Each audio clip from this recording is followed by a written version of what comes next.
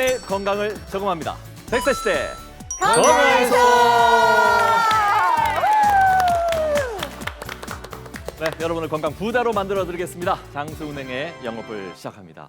자, 흔히 인생은 우리가 선택의 연속이라고 하잖아요. 네, 그래서 맞아요. 매번 그 선택마다 최선의 선택을 하려고 노력하는데 개인적으로는 저는 꽤나 신중한 편이어서 뭔가를 하나 선택을 해야 되려고 그러면 시간이 많이 걸려. 그래서 결국은 옆 사람을 따라가게 되거든요. 짜장 먹고 싶어도 옆에서 짬뽕 그러면 나도 짬뽕 뭐 이런 식이에요. 네.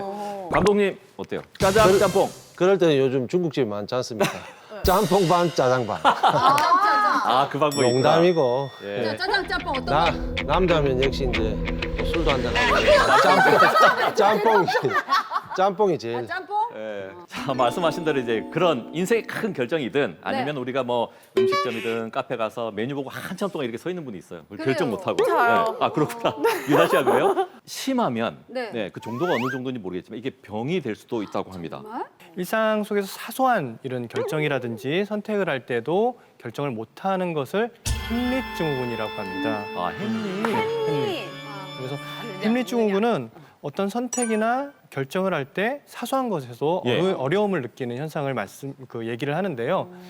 뭐 예전에는 생활이라든지 삶 자체가 굉장히 단순했기 때문에 그렇게 결정할 일들이 많지 않았는데 현대 사회는 살아가는 것 자체가 결정의 연속이죠. 맞아요. 그래서 이런 증상을 호소하는 사람들이 굉장히 많아지고 있습니다. 보통 사람에 따라서 다르기는 하지만은 뭐 한 사람의 뇌는 하루 동안에 한 35,000번 내외의 결정을 한다고 하는데요. 예. 이런 것들이 계속 쌓이고 하다 보면은 어떤 이제 뇌에 이런 결정할 수 있는 용량이 예. 넘어서게 되고 그 용량을 넘어서게 되면은 이제 결정 장애라든지 이런 문제점들이 발생을 할 수 있는 겁니다. 이런 것들은 결국에는 저희가 이제 스트레스와 많은 연관이 있다고 볼 수 있는데요. 저희가 취미 활동을 한다든지 아니면은 운동을 한다든지 해서 스트레스를 이제 벗어나는 것이 중요하고요. 근데 이렇게 했는데도 스트레스에서 잘 벗어날 수가 없다. 결정하기 어렵다. 이렇게 됐을 때는 숙면을 취한 다음에 아침에 다시 생각을 하면은 좋은 결과가 나타나기도 합니다. 왜냐하면 저희 뇌가 아침에 가장 신선하고 또 좋은 생각을 할 수가 있기 때문에 과학적으로도 자고 일어난 다음에 아침에 다시 한번 생각해 보시는 게 결정을 하는데 도움을 줄 수 있을 것 같습니다. 이어지는 순서는 2주의 픽미입니다. 수학의 계절, 가을이라서 정말 뭘 먹을지 사실 종류가 너무 많잖아요. 맞아요. 그중에서 저희가 이제 건강한 것만 딱 추려서 딱 하나 추천해 드리는데 자, 이번 주 요거 드시면 됩니다. 화면으로 만나보시죠. 갖가지 농작물이 무르익어가는 이 가을. 따스한 햇살을 한 몸에 받은 땅콩 역시 놓쳐서는 안 될 먹거리인데요. 이 작은 몸 안에 온갖 영양이 듬뿍. 안 먹으면 손해보는 작지만 알찬 보물입니다. 까먹는 재미가 쏠쏠한 땅콩. 요리해서 먹는 재미도 아주 그만인데요. 콩국수처럼 땅콩국수를 만들면 극강의 고소함을 맛볼 수 있습니다. 크림을 넣어 만든 땅콩 크림 샌드는 또 어떠세요? 심심풀이 땅콩이란 말이 있지만 영양은 결코 심심하지 않은 땅콩. 100세 건강 지켜주는 슈퍼푸드 땅콩을 2주의 픽미로 선정합니다. 노화 예방에 그렇게 좋대요. 그래가지고 이게 제철이고 하니까요. 여러분들 많이 드셔가지고 이 젊음도 찾고 그렇다고 얼굴에 바르시면 안 되죠. 알죠? 네. 맛있게 드시면 됩니다. 어허, 젊어진다는 거죠. 아, 알겠습니다. 아, 땅콩이 이렇게 좋은 거라는 거 새삼 아셨죠? 네, 많이 챙겨 드시기 바랍니다. 자, 그럼 이제 장수 토크의 주제, 장수극장으로 만나보시죠. 장수극장 막을 올려! 우리 가족 다 모였나? 뭐 딸랑 3명인데 모이고 자시고 할 거 있나? 밥 먹자. 아 정말 배고프다 나 진짜. 엄마 빨리 반찬 좀 줘. 근데 오늘 반찬이 먹고 개구리 반찬. 디리리리디리 또 쓸데없는 소리 하지. 고마 밥 먹자. 근데 엄마 반찬이 진짜 이게 다예요? 그깟 반찬 없어도 된다. 무슨 소리고. 심하다 진짜. 집구석에서 뭐 한다고 지금 응? 하는 일도 없으면서 피죽도 한번 못 얻어 먹은 애처럼 말이야. 어? 자신의 얼굴이 버짐이 피가 이게 뭐고 이게. 응? 아 그 뭐래? 나 그 정도는 아니잖아. 요새 고깃값이 얼마인지 아나? 고깃값이 2배나 올랐어. 당신 월급은 안 올랐어. 아니 그래도 단백질을 너무 안 먹어서 그런지 나 요즘에 너무 기력이 딸려가지고 너무 힘들어 죽겠어. 자, 이게 뭔데? 단백질 부족하다며. 단백질 보충제. 내같이 가족 생활하는 사람이 어딨어? 한번 나와봐라 그래. 단백질 보충제도 좋고 다 좋은데 고기 좀 먹자, 고기. 근데 요즘 이제 단백질이 여러모로 좀 강조가 많이 되는 것 같아요. 그러면 이제 단백질이 우리 몸에 이제 어떤 역할을 하는지 그걸 알아야 될 거잖아요. 네. 예. 무슨 역할을 합니까, 단백질이? 단백질의 주요한 역할은 에너지를 보충하고 세포 형성에 도움을 주면서 손상된 뼈와 근육을 회복시키는 역할을 합니다. 면역 시스템이 좀 더 원활하게 갈 수 있도록 도움도 주고요. 네. 혈당 수치를 안정화하고 건강한 모발과 손톱을 자라나는 데도 기여를 하면서 적혈구의 혈색소를 구성하는 우리 몸의 필수 구성 성분입니다. 이 단백질이 부족하면은 체력이 약해지는 것은 물론이고 몸 여러 곳에서 문제가 좀 생기기 시작을 합니다. 특히 노년층 같은 경우에는 이런 신체 기능을 유지하기 위해서 단백질 섭취량을 한 30% 정도 늘려주는 게 좋은데요. 그래야지 이제 보통 한 50세가 넘어가면서부터 매년 한 1에서 2% 정도씩 근육량이 줄어들게 되거든요. 예. 그런 부분들을 좀 보충할 수 있는 겁니다. 또 외모에도 이제 가장 큰 영향을 미치게 되는데요. 네네. 아무래도 피부를 탱탱하게 해주는 부분들이 이제 단백질로 구성이 되기 때문에 예. 이런 부분들이 없어지게 되면은 탄력도 떨어지고 머리도 푸석푸석해지고 탈모도 생기고 쉽게 말하면 빨리 늙게 되는 빨리 늙어요? 예. 아이고, 무서운데? 네, 일일 단백질 섭취 권장량은 그 체중 킬로그램당 1g으로 정해져 있습니다. 그 하루에 적어도 60kg의 성인이라면 60kg당 60g의 단백질을 섭취해야 된다고 되어 있는데 이게 생각보다 꽤 많은 양입니다. 예. 많은 양이고 성인 기준으로 한 하루에 1,900kcal를 먹는다고 친다면 매 끼니마다 고기, 생선, 계란 이런 것들, 이런 단백질 음식들을 한두 가지씩을 꼭 섭취를 해야 되는 상황이거든요. 영양학회에 따르면 한국인의 경우 일일 평균 단백질 섭취량은 보통 권장량 이상 섭취하고 있다고는 되어 있는데 네. 65세 이상의 노년분들은 그 근감소를 막기 위해서라도 단백질을 충분히 섭취를 꼭 하셔야 되겠습니다. 그럼 단백질 먹은 만큼 근육이 뻥뻥 이렇게 막 생기는 거예요, 이렇게? 그런 거 아닌가요? 그게 다 근육으로 가는 것은 아닙니다. 단백질은 골격을 구성하는 데에도 쓰이지만 일부는 대소변을 통해 빠져나가거나 포도당으로 전환돼 에너지원으로 사용되기 때문인데요. 네. 그래서 단백질을 무작정 먹는다고 살이 빠진다거나 근육이 많아지는 것은 아닙니다. 그 대신 단백질을 일정 시간 간격을 두고 자주 먹는 것은 중요합니다. 한번 근육 합성 반응이 일으키게 되면 보통 3시간에서 5시간 동안은 아무리 단백질이 들어와도 근육 합성 반응이 일어나지 않습니다. 예. 그래서 충분한 양의 단백질을 3시간에서 5시간 정도의 간격을 두고 섭취를 하면 네. 근육 합성 반응의 빈도를 증가시킬 수 있습니다. 네, 요즘은 이제 단백질 열풍이 불고 있어서 이제 필요 이상으로 단백질을 많이 드시는 분들도 실상은 이제 존재를 합니다. 하지만 단백질 안에는 또 지방이 함유가 되어 있어서 너무 많이 섭취하게 되면은 비만하게 될 가능성도 있고요. 네. 또 단백질 섭취를 너무 많이 하게 되면 저희 몸에 요산이 축적되게 되는데 이것 때문에 통풍 같은 만성병이 이제 생기기도 합니다. 그리고 저희가 주로 먹는 닭가슴살이나 네. 계란 같은 동물성 단백질을 너무 많이 섭취하게 되면 산 농도 조절을 위해서 몸 안에서는 칼슘을 방출하게 되는데 이때 뼈 안에 있던 칼슘도 빠져나가게 되면서 골다공증이 생길 수가 있으니까 적정량만큼만 드시는 것이 가장 좋겠습니다. 단백질을 보통 이제 크게 나눠가지고 동물성과 식물성으로 이렇게 나누더라고요. 이 차이점이 좀 뭔지 저는 좀 궁금하더라고요. 대표적인 단백질 식품은 고기, 생선, 달걀 등과 같은 동물성을 얘기하는데요. 네. 그러나 동물성 단백질 위주로만 식단을 짜게 되면 건강에 오히려 해로울 수 있습니다. 동물성 단백질에는 포화지방산과 콜레스테롤 함량이 조금 높기 때문인데요. 그런가 하면 식물성 단백질 식품에는 우리 항산화 물질이나 항암 물질 등이 들어 있습니다.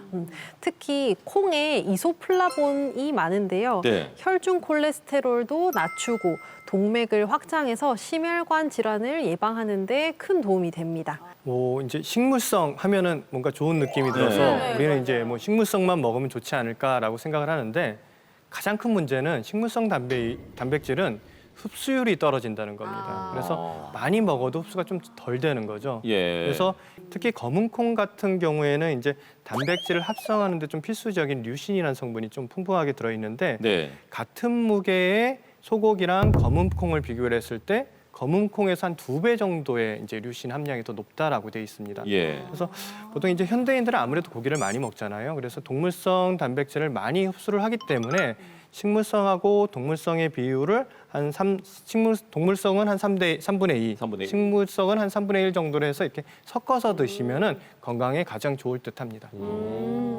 단백질이 중요하다는 건 알았는데 이 단백질에 대해서 몰랐던 것도 새롭게 알게 됐습니다. 네, 참 이 건강에서는 배울 게 많습니다. 예.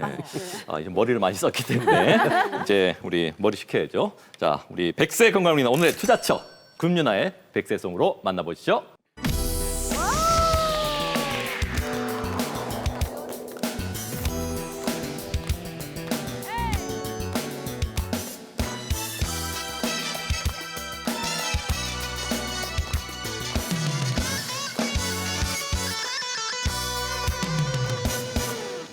한 세상 살다 보니 시큰시큰 쑤시는 늙어가는 노루밭 한 송이 꽃이라면 향기라고 있을 텐데 이것저것 아무것도 없는 무릎이네 걸을 수만 있으면은 님 찾아갈 텐데 무릎이 건강하면 새로 날 텐데 이것저것 다 해보고 안 되면 결국 무릎이 목 관절이라네 한 세상 살다 보니 시큰시큰 쑤시는 늙어가는 무릎아 한 송이 꽃이라면 향기라도 있을 텐데 이것저것 아무것도 없는 무릎이네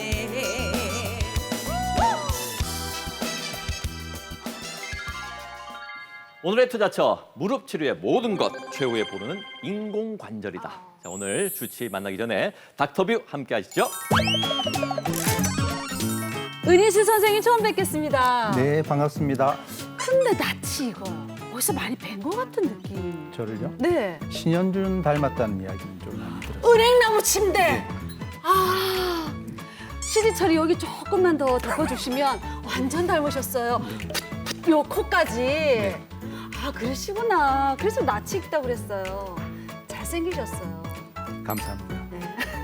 근데 은씨라는 성은 참 희귀한 성인 것 같아요. 우리나라에 뭐 그렇게 많지 않지 않아요? 네, 본가도 하나고 그래서 뭐 많이는 없습니다. 아, 연예계 우리 가수 선생님 중에 은방울 자매 선생님 있잖아요.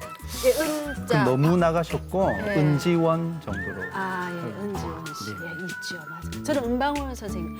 뻔 기분 먹고 좀. 예, 좋습니다. 아, 근데 우리 은희 선생님은 참 이렇게 사색을 즐길 줄 아는 가을 남자 같은 그런 느낌도 싹 이렇게 들어와요. 네. 네. 애들이 이제 사춘기에 접어들었기 때문에 어쩔 수 네네. 없이 저 혼자 사색을 즐기면서 이제 살고 있습니다. 아, 그러시구나. 근데 지금 가을 남자 사색 말했는데 지금 저희가 와 있는 곳은 뉴욕 빰빰빰 뉴떼떼떼떼레레 뉴욕 오예 예, 가사를 잘 몰라서 네. 뉴욕이에요? 네. 왜 여기 오자고 하셨죠? 제가 안 가본 도시 중에서 네. 제일 가고 싶은 도시가 이제 뉴욕입니다. 화려하죠. 뉴욕은 이제 마차가 있을 때 만들어진 도시라서 네. 걷기가 아주 좋고요. 그다음에 제가 좋아하는 야구, 그다음에 뮤지컬, 박물관 이 네. 모든 게 갖추어져 있는 제 로망인 그런 도시. 뉴욕 따따라따따 예, 알겠습니다. 의사로 일하신 지 몇 년째시죠? 네, 20년 조금 넘은 것 같습니다. 일하시면서 너무 고되다 아니면 참 행복하다 둘 중에 하나를 선택하라면요? 힘들기도 하고 네. 또 아주 행복하기도 하고 그래서 뭐 만감이 교차하는 그런 직업인 것 같습니다. 그래요. 20년 전인가요? 제가 정형외과 의사가 처음 되었을 때 정신질환이 있는 환자분이었는데 그때 수술을 해드린 분이 있습니다. 네네. 그래서 그 어머니랑 매일 오시고 입원했을 때도 같이 이제 다니셨던 분인데 네. 이제 시간이 지나서 그 어머니도 이제 80이 되었습니다. 그래서 작년에 이제 팔순잔치를 하는데 네. 제가 초대받아서 갔었는데요. 근데 이제 아주 좀 흥미로웠던 사실은 네네. 그 이제 제가 수술해드린 환자분이 네. 첫째였어요. 근데 이제 그 이후로도 아이를 엄청 많이 놓으셔가지고 아이고. 이제 한 9분인가 그래 대가족을 이루고 계셨는데 야 거기에 가니까 그래도 아주 저도 기분이 좋았고 네네. 그래서 의사가 참 힘든 직업이기도 하지만 그래도 참 보람 있고 좋은 직업이다 이런 걸 좀 많이 느꼈습니다. 그래요. 아유 정말 살아오면서 정말 내가 큰일 했구나. 그래서 이런 날이 오는 거라고 생각 드셨을 것 같습니다. 정말 신현준 씨를 꼭 빼닮은 잘생긴 우리 은희수 선생님과 함께했습니다. 선생님 고맙습니다. 조인성은 안 닮았나요? 아니요 고맙습니다. 자, 그럼 오늘의 주치 은일수 원장님을 모십니다. 어서 나오십시오.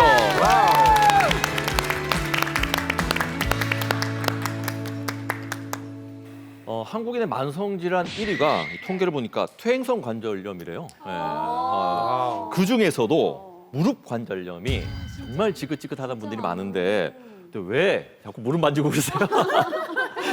말만 들어도 아픈가 봐요. 예. 왜 유독 무릎에만 이렇게 관절염이 많이 생기는 겁니까? 동물들이 많죠. 대부분의 동물은 다 네 발로 걷습니다. 저희가 속한 유인원도 다 네 발로 걷는데요. 인간만이 두 발로 걷는 유일한 동물입니다. 물론 이제 고릴라도 급하면은 두 발로 뛰고요. 잠시입니다. 그리고 저희가 주라기 공원에서 나오는 티라노사우루스도 맞아요. 이제 먹이를 잡으러 갈 때는 맞아. 순간적으로는 두 발로 뜁니다. 맞아. 물론 꼬리를 이용하긴 하지만 인간처럼 계속 서 있고 뛰기도 하는 동물은 사실은 인간이 유일한데요. 그래서 네 개가 하는 일을 두 개가 하다 보니까 이제 부하가 걸리게 됩니다. 네. 그 중에서도 하지 관절은 고관절도 있고요, 또 무릎 관절도 있고 또 발목 관절도 있는데 유독 무릎에만 관절염이 많이 발생하게 되는데요. 그 이유는 관절이 생긴 모양 때문인데요. 고관절이나 발목 관절은 관절이 생긴 모양이 굉장히 안정성이 높습니다. 그래서 오래 사용을 해도 실질적으로는 관절염이 오지 않고 오더라도 연골의 두께 때문에 통증이 아주 심하지는 않습니다. 하지만 무릎은 경골과 대퇴골이 아주 평평한 구조를 이루고 있고요. 그래서 이것을 전후방 십자인대와 옆에 측면에 있는 측부인대가 보조하는 형태를 갖추고 있기 때문에 이런 인대나 이런 곳에 문제가 생기게 되면 결국엔 축이 틀어지게 되고요. 그래서 이제 무릎의 연골에도 손상을 받게 되고 저희가 오늘의 주제인 무릎의 관절염이 심해서 치료받으시는 분들이 많게 됩니다. 저도 갑자기 무릎이 아프게 돼. 무릎 통증이 뭐지? 만지게 되고. 우리 무릎 통증이 있으면 병원을 가게 되잖아요. 그죠? 병원에서 주로 어떤 치료를 해주는지 궁금하네요. 네, 이제 무릎이 아파서 병원에 가게 되면 처음에는 간단한 검사를 하게 되고요. 아마 대부분 약물 치료를 권하게 될 겁니다. 저는 이제 환자분들이 오셔서 이 약을 먹으면 관절염이 좋아집니까? 다시 재생이 됩니까? 이런 질문을 하시는 분들이 많은데요. 네. 실상은 아무리 좋은 약을 먹어도 연골이 재생되지는 않습니다. 다만 통증이 줄어들게 되고요.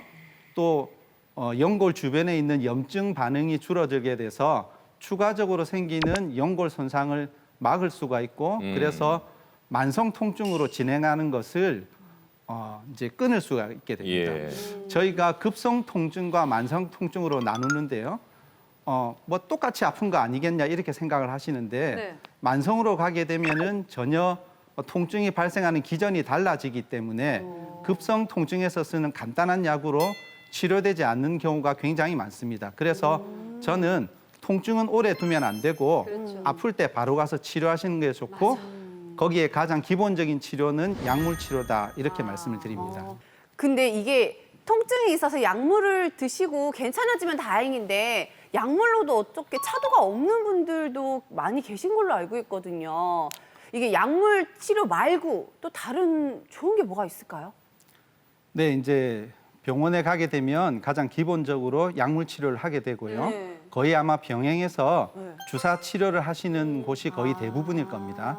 그래서 저희가 맞는 가장 유명한 주사는 이제 히루안이라는 주사인데요. 예. 예, 이 주사는 간단하게 말씀드리면 연골에 기름칠을 해주는 그런 역할을 한다. 윤활유 역할을 한다고 생각하시면 가장 정확한 아마 의미가 전달이 될 것 같습니다.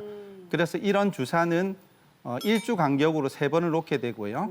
그것을 이제 6개월 동안 유지하게 되는데 최근에는 6개월에 한 번 맞는 히루안 주사도 나와서 환자분들이 편리하게 주사를 맞을 수가 있습니다. 예. 거기다가 이제 히루안 주사 말고도 여러 가지 주사들이 있는데요. 이제 콘주란이라고 하는 이제 DNA 치료를 할 수 있는 주사가 있게 됩니다. 이것은 좀 더 강화된 주사로서 환자분들에게 좋은 치료가 필요한 분들에게 이제 주로 주사하는 방법이 되고요. 네네. 그 이외에도 요즘은 줄기세포 치료를 바로 주사로 할 수 있는 약들도 나와 있으니까요. 제가 맞는 주사가 어떤 주사인지 한번 의사 선생님에게 물어보시고 맞으시면 도움이 될 것 같습니다. 본인이 알아야 되겠군요. 저 오늘 네. 처음 들었거든요. 히루안 콘주란. 그러니까. 근데 너무 익숙하게 딱 들리는 게 가수 문주란 선생님이 생각나서 그렇게 외우면 되겠네. 히루안 콘주란.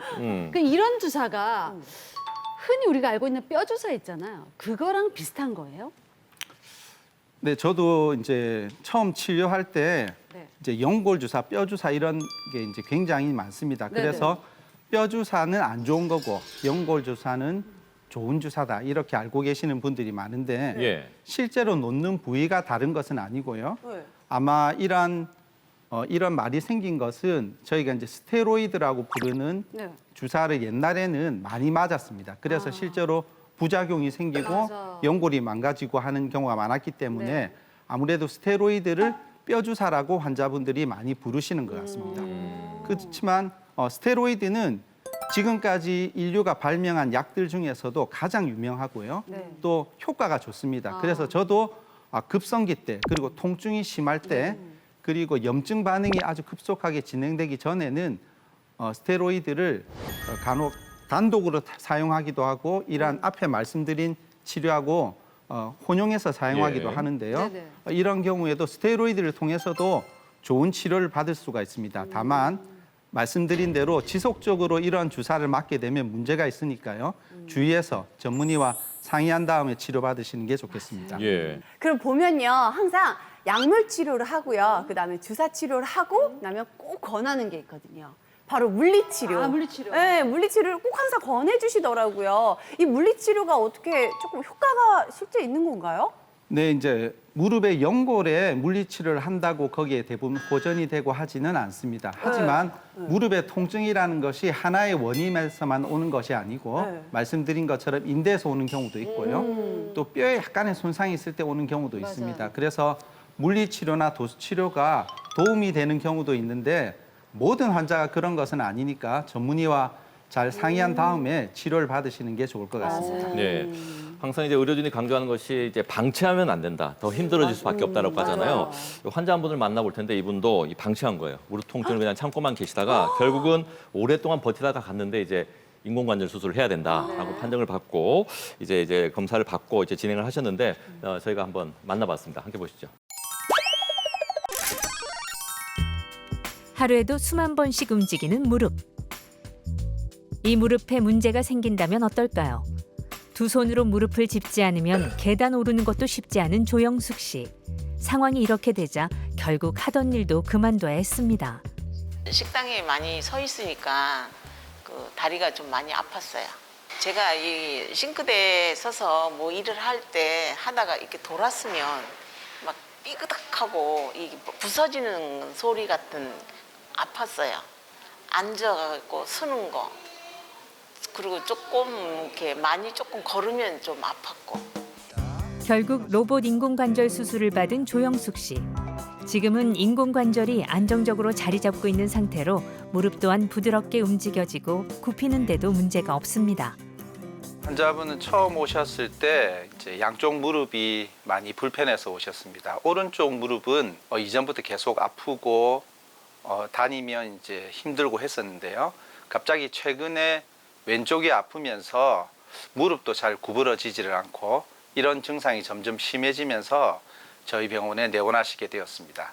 방사선 사진과 MRI 검사를 시행을 했고요. 검사를 시행한 결과 오른쪽은 관절염 4기, 왼쪽은 관절염이 3기였는데 반우상 연골이 완전히 찢어져서 제 기능을 할 수가 없는 그런 상태였습니다. 그래서 여러 가지 치료 방법이 있지만 인공관절 수술을 제가 권유하게 되었고요. 인공관절 수술 중에서도 이제 로봇을 이용한 인공관절 수술을 해서 좀 더 오래 잘 사용할 수 있도록 하는 치료를 추천을 드렸습니다. 정교한 작업이 가능한 로봇 인공관절 수술. 덕분에 합병증과 부작용은 줄이면서 최적의 위치에 인공관절을 삽입해 좋은 결과를 얻었습니다. 네, 환자분은 로봇을 이용한 인공관절 수술을 받은 지 한 7개월 정도 지났고요. 수술 전에 잘 구부러지지 않던 무릎도 이제 굴곡이 잘 되고 있습니다. 그래서 대중교통도 이용하시고요. 이제 혼자서 잘 생활하시는 즐거운 노년 생활을 보내고 있다고 말씀드릴 수 있겠습니다. 적절한 운동을 해주시는 게 좋습니다. 그래서 너무 활동을 안 하시면 무릎의 근육이 또 약해지거든요. 운동을 꾸준하게 해주시는 게 좋고요. 관절은 잘 유지가 되고 있는지 이것을 이제 한 번씩 이렇게 저희가 와서 체크해 보시는 게 좋을 것 같습니다. 현재 상태는 그때보다는 안 아프죠. 지금은. 네, 지금은 활동력으로 좋아요. 집으로 돌아가는 조영숙 씨의 걸음걸이에 자신감이 가득한데요. 늘 무겁고 저리던 다리가 수술 후 몰라보게 가벼워졌습니다. 이처럼 걸음이 자유로워지자 행복지수도 크게 상승했습니다. 지금은 아침에 일어나가지고 운동하러 가거든요. 지금은 에어로빅실에 가고 운동 1시간 하고 이제 수영 라인처럼 생긴 데서 이제 운동을 1시간 걷고 그래요. 제가 식당을 하고 운영을 하고 있었거든요. 그러니까 이제 다시 다리가 나으면 다시 할까 싶은 생각이 있어요. 네, 보신 것처럼 이제 대부분의 환자들이 수술만큼은 피하고 싶다라고 하잖아요. 맞아요. 예, 그런 바람은 있는데 그럼에도 불구하고 이제 수술을 꼭 받아야만 하는 경우가 있을 것이에요. 예, 요 방법밖에 없다. 그러면 이런 수술 결정을 어떻게 하게 되는 겁니까? 네, 수술을 결정할 때는 환자의 나이와 관절염의 정도를 가지고 저희가 주로 결정을 하게 됩니다. 이러한 수술적인 치료에는 관절경 수술이 있고요. 또 절골술이 있고 또 오늘의 주제이자 가장 많은 분들이 받는 인공관절 수술이 있는데요. 네. 간단하게 말씀드리면 무릎에 변형이 없고 오자 다리 같은 게 없으면서 무릎 연골에 국소적인 문제가 있고 또 나이가 너무 많지 않은 분들은 관절경 시술로도 많이 좋아지는 경우가 있고요. 예. 근데 나이는 조금 젊으신데 무릎에 오자처럼 변형이 심하고 또 그것으로 인해서 한쪽에만 국한되어 있는 관절염이 있는 경우에는 절골술을 시행해 볼 수 있는데요. 이러한 그다음에 할 수 있는 마지막 방법은 나이가 많고 관절염이 다 퍼져 있는 경우에는 인공관절 수술을 시행을 하게 됩니다. 절골술은 변형의 정도에 따라서 경골에서 하기도 하고 대퇴골에서 하기도 되는데 그것은 의사와 상의한 다음에 결정하는 것이 좋을 것 같습니다. 절단술도 아니고 절골술이에요? 발음이 너무 어려워. 어렵다. 그 절단해서 뼈를 뭐 절단한다 뭐 이런 건가요? 말 그대로? 예, 이제 완전히 절단하면 안 되고요. 그렇겠죠.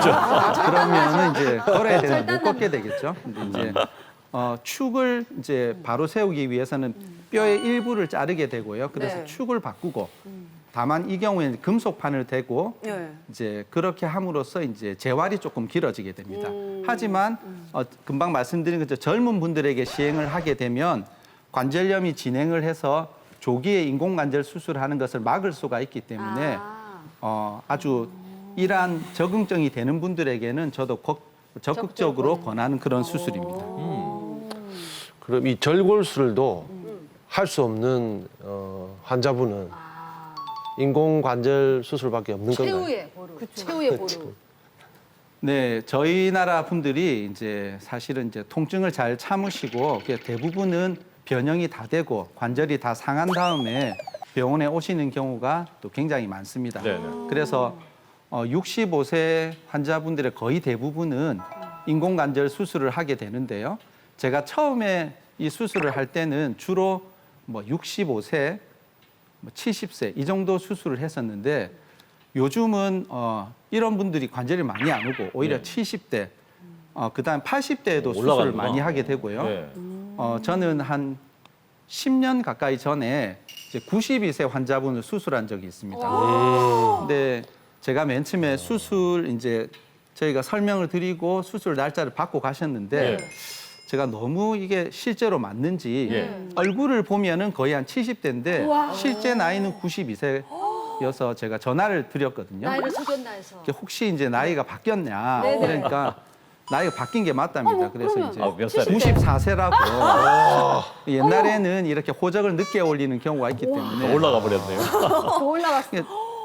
80대도 잘 안 했었는데 그때는 네네. 94세를 수술해야 되는가 이렇게 생각을 했었는데 예. 어머니가 지병이 아무것도 없으시고 야, 너무 이제 수술을 원하셔서 수술을 했었고요.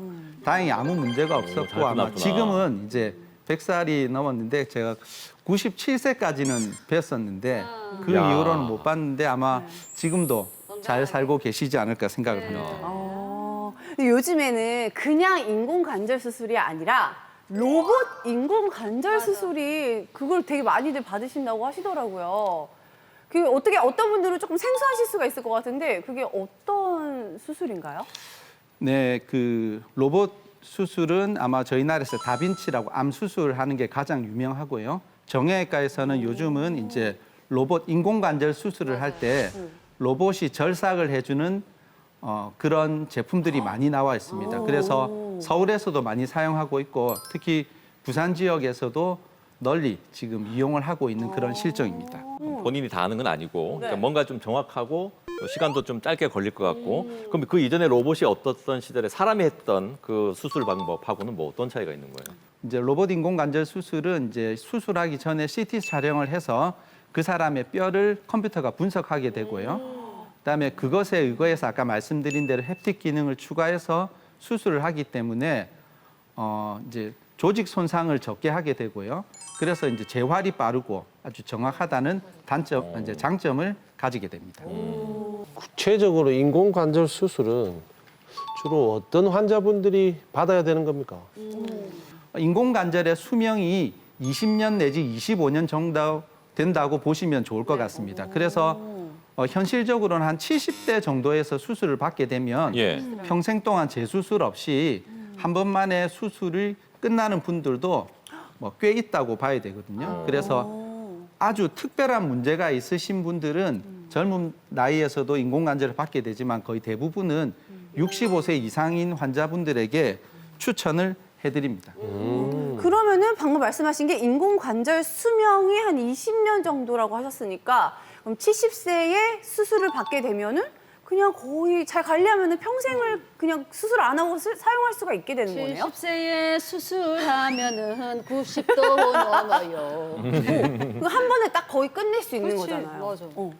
네, 이제 인공관절 수술의 수명이 이제 20년, 25년 정도 이제 되기 때문에 70세 이상인 분들은 한 번만에 수술이 이제 가능하게 됩니다.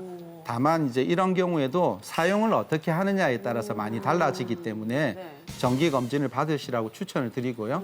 저는 이제 10년이 지나고 나면 1년에 한 번 정도는 병원에 가서 어떤 문제가 발생되지는 않았는지 살펴보시는 것이 중요하리라 생각합니다. 평소 무릎 관절 진짜 중요한 것 같아요. 그럼 무릎 관절이 안 좋으신 분들, 관절염이 있으신 분들은 그 운동을 하지 말아야 되는 건가요? 해야 되는 건가요? 결정하세요. 힘들어 하시더라고, 보면. 네, 이제 사실은 무릎이 안 좋으신 분들이 운동을 하면은 자기 무릎이 나빠질까 봐 걱정하시는 분들이 많습니다. 맞아요, 그럴 것 실제로 같아요. 무릎 인공관절 수술을 받고 나서도 사용을 많이 하면 안 좋을 거라고 생각을 해서 그러니까요. 활동을 좀 줄이시는 분들도 있는데 사실 그럴 필요는 전혀 없습니다. 왜냐하면은 관절염이 있다고 해서 운동을 이제 일상적인 운동을 했을 때 그것이 관절염이 더 악화된다는 과학적인 근거는 하나도 없습니다. 오히려 운동을 안 해서 근력이 약화되고 근감소증이 생기게 되면 이것이 더 무릎에 더 좋지 않다는 연구 결과는 확실히 있기 때문에 예. 저는 관절염이 있으신 분들도 운동을 열심히 하시라고 추천을 드립니다. 네. 대신 그렇게 하더라도 좀 이제 좀 조심조심 해야 되겠죠. 그럼요. 예. 그렇기 때문에 이제 무릎이 안 좋은 사람들이 하면 좋은 운동 방법이라든지. 저희가 학교 다닐 때도 이런 분들에게 해야 되는 가장 중요한 운동은 2가지를 적으시오. 이제 이렇게 시험에도 나옵니다. 그러면은 이제 뭐 수영하고 이제 자전거가 됩니다. 물론 저는 지금도 수영하고 자전거 하는 걸 추천을 드리는데 네. 사실은 수영은 또 수영장 가야 할 수 있고 네. 또 자전거는 자전거가 자전거 있어야 할 있어야 수 있고 그래서 쉽고 늘 할 수 있는 방법은 실질적으로는 이제 걷는 것입니다. 그래서 저는 걷는 것을 추천을 드리고 요즘은 우리 저희 어머니들이나 아버님들도 다 스마트폰을 사용하시기 때문에 네. 병원에 오시면 제가 저희 간호사를 통해서 앱을 깔아 드립니다. 그래서 몇 보 걸었는지 추천을 하거든요. 네네. 근데 제가 이렇게 보면은 한 그 8,000보 이상 걷는 것이 몸에 아주 좋습니다. 하루 기준으로. 네, 그렇습니다. 그런데 대부분 활동량이 너무 적으신 분들은 3,000보에서 4,000보밖에 안 걸으시는 분들도 있거든요. 예. 그래서 저는 우리 환자분들에게 만날 분이 없어도 네. 어디 한번 갔다 오는 걸 추천드리는데 그렇게 하면은 사실은 거의 8,000보를 채울 수가 있습니다. 그리고 대중교통을 이용하면 이제 계단도 왔다 갔다 해야 되는데요. 네. 계단을 오르거나 내리는 것도 무릎이 안 좋은 분들에게 쉽지는 않지만 네. 조심해서 하면 꼭 나쁜 운동은 아닙니다. 그래서 계단을 올라가는 것이 좀 더 쉽고요. 네. 내려오는 게 조금 어려운데 안 되면 내려오는 거라도 엘리베이터를 타시고 그렇죠. 올라가는 것은 계단을. 계단을 이용해서 본인이 하라고 이제 추천을 많이 드리거든요. 그래서 만보 걷기를 하면 실질적으로 나이가 있으신 분들에게는 자기 관절염을 보호하고 건강을 지키는 좋은 방법이 될 수 있습니다. 걷기가 좋은 거는 뭐 요즘 많은 분들이 알고 있는 것 같아요. 어디 가나 다 막 빠르게 걷고 식사하고도 걷고 하시는 걸 보니까 좋은 줄 알겠는데 어떻게 걷느냐에 따라서 그죠. 뭐 이런 각도라든지 빠르기라든지 이런 게 따라 좀 어떤 그 효과가 틀리다고 얘기는 들었거든요. 가장 효율적이고 운동이 좀 될 수 있는 그런 걷기 방법이 좀 있을까요? 이제 어르신들에게 걸을 때 네. 옆 사람하고 대화하면 조금 숨이 차는 정도의 강도를 걷게 되면 그것이 이제 도움을 준다라고 말씀을 드리거든요. 네. 그 정도 강도로 걷다가 조금 힘들면은 쉬었다가 이런 고강도를 먼저 하고 저강도를 나중에 하면 걷기만으로도 저희 그 건강을 지키는 데는 충분한 운동이 될 수 있을 거라고 생각을 합니다. 그리고 이 걷기는 저희 몸의 밸런스가 가장 그 두뇌하고 맞는 운동입니다. 무슨 말이냐면 저희 두뇌도 아무 생각을 안 하려고 해도 생각이 계속 나고 맞아요. 어떤 작용을 하게 되거든요. 그렇죠. 근데 네. 걷는 템포가 우리 몸의 어떤 그 템포랑 가장 유사하다고 합니다. 그래서 걸어 보시면 실질적으로 어떤 특별한 장소에 가서 명상하는 것보다 더 효율적인 명상이 됩니다. 그래서 걷게 되면은 정신 건강에도 좋고 우울증도 없어지고 무릎 건강에도 좋다고 저는 늘 추천을 많이 드립니다. 아, 네. 자, 지금까지 우리 무릎을 한 단계 더 업그레이드 해드리는 은일수 선생님과 함께했습니다. 수고하셨습니다. 자, 이번 순서는 우리의 건강 상식을 쑥쑥 키워주는 코너입니다. 백장수와 함께하는 거북한 수다. 오늘도 시청자 사연으로 출발합니다.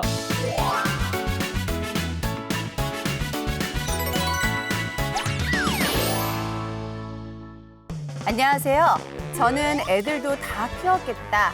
남편과 제2의 신혼을 보내고 있는 50대 여성입니다. 젊을 땐 그렇게 지지고 볶으면서 살았는데요.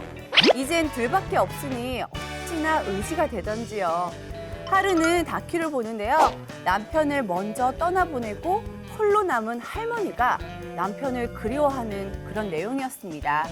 이걸 보던 남편은요. 여보, 우리는 오래오래 행복하게 살다가 한날 한시에 손잡고 떠나자. 이런 감동적인 멘트를 날리더라고요. 그런데 전 이게 쉽지는 않을 것 같아요. 왜냐? 전 제가 더 오래 살 것 같거든요. 통계도 보면은 남자보다 여자가 더 장수한다고 하잖아요. 대체 그 이유가 뭘까요? 불로초를 찾아다녔던 고대 중국의 진시황부터 모든 인류의 꿈은 바로 이 건강하게 오래오래 사는 게 아닐까 싶은데요. 우리 원장님들은 몇 살까지 살고 싶으세요? 이거 되게 실례될 수 있지만 이혜주 원장님은 몇 살까지인가요? 욕심일 수도 있겠지만 저는 더도 말고 덜도 말고 건강하게 90까지 살고 싶습니다.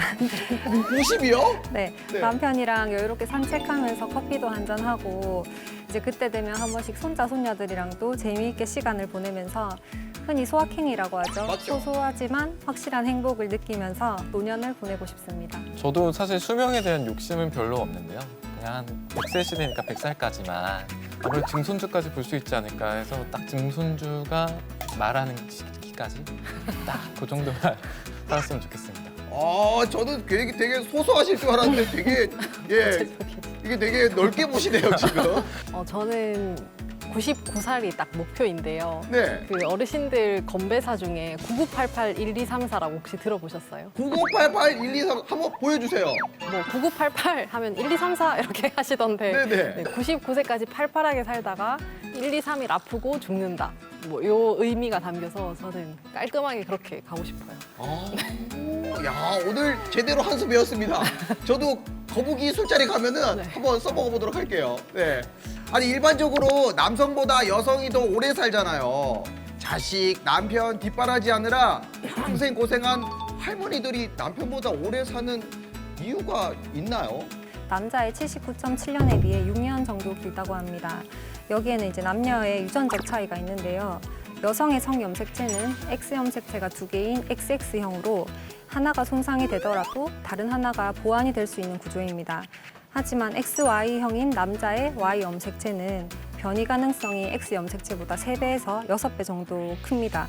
그래서 남성은 선천적 결함이나 감염에 취약한데 이제 음주나 흡연도 하다 보니까 각종암이 쉽게 발생할 수 있습니다. 또 남자는 좀 여자보다 도전적이고 충동적인 성향을 보이고 또 여자보다 스트레스에 대처하는 능력이 떨어진다는 것도 남녀 기대 수명 차이에 영향을 준다고 합니다. 맞아요. 저도 인터넷 같은 거 보면은 남자들이 여자들보다 빨리 죽는 이유 이런 제목으로 막 짤 같은 거 저도 막 보긴 봤거든요. 남자들이 되게 막 도전적이잖아요. 이런 거 우리 정한솔 원장님 도전적인 거 조심해야 될 것 같습니다. 우리 100살까지 살려면. 네, 맞습니다. 맞죠? 네. 아니 근데 염색체 말고 생활 습관이나 식습관 이런 것도 영향을 많이 미칠 것 같은데요. 네, 그 일본의 한 전문가가 얘기하기를 그 여자들이 남자들보다 더 오래 사는 이유는 하나다. 그것은 그 식사를 마치면 설거지를 하기 때문이다라고도 했었는데요. 그 말을 이렇게 자세히 뜯어다 보면 그 장수하는 할머니들을 보면 사실 한시도 쉬지 않고 가만히 있지는 않으시거든요. 그 설거지도 하시고 집안도 쓸고 닦고 하시고 이러시는데 그 옆에 계시는 할아버지들을 보면 아침 먹고 주무시고 점심 먹고 주무시고 네. 누워 계시고 막 이렇게 있으시면서 활동량이 굉장히 적으시거든요. 그런 걸 이렇게 보다 보면은 그런 할머니가 병이라도 얻으면 할아버지의 건강 급속히 안 좋아지게 됩니다. 뭐 음식도 못 하시죠. 또 청소도 안 하셔서 집안 사정도 안 좋아지시고 막 그러셔서 안 좋게 되는데 이렇게 문제가 생기는 것들을 뭐 일반화할 수는 없지만 평소 이러한 소소한 신체 활동들이 건강을 유지하는 데 아주 좋은 영향을 끼친다고 볼 수 있겠습니다. 아니 결혼할 때 검은 머리 팥불이 될 때까지 같이 살자 이런 거 하잖아요. 부부가 함께 오래 살려면 우리 남성들이 어떤 노력을 해야 됩니까? 중년이라도 늦지 않고요. 60대 이상의 분들은 남자분들은 퇴직 이후에 생활 습관이 매우 중요합니다. 몸무게에 신경을 쓰면서 담배를 끊고 술을 덜 자고 혈압에 관심을 가져보는 등 그런 행동 패턴의 변화가 조금 필요하고요. 우리 WHO에 따르면 가사도 되게 훌륭한 신체 활동이라고 하거든요.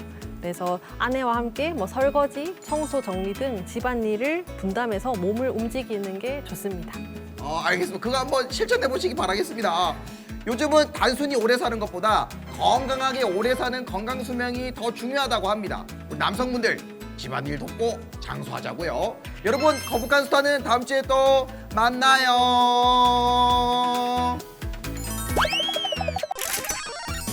요즘 아침 저녁으로 꽤 서늘한 바람이 불고 있습니다. 우리 앞서 이제 은희수 선생님 말씀해 주신 것처럼 이렇게 나가서 산책도 하시고 건강 잘 챙기시기 바랍니다.